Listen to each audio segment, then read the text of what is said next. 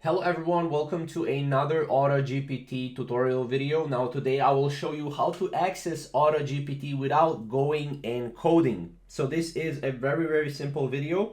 As you can see, obviously if you want to go and access AutoGPT, a lot of people think that they need to go here to GitHub and that they need to go and install everything through GitHub. And as you can see, this is AutoGPT demo.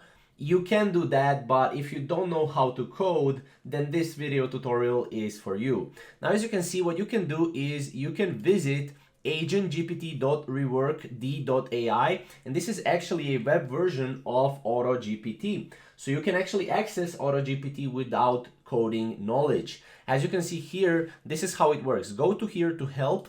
And then here, as you can see, Agent GPT, which is a web version of AutoGPT, allows you to configure and deploy autonomous AI agents.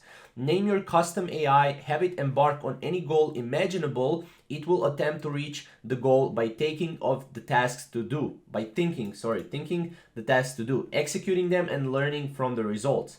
As you can see, currently this platform is in beta, but it's currently working on long-term memory, web browsing, and interaction with websites and people. So this right here will become much more popular in the upcoming months. And as you can see, all you have to do is deploy an agent. Here you can name the agent, and then here you can create a goal. A goal can be create me an advertising campaign for my business, for my online business, and then you can deploy an agent, and that agent will create anything you want.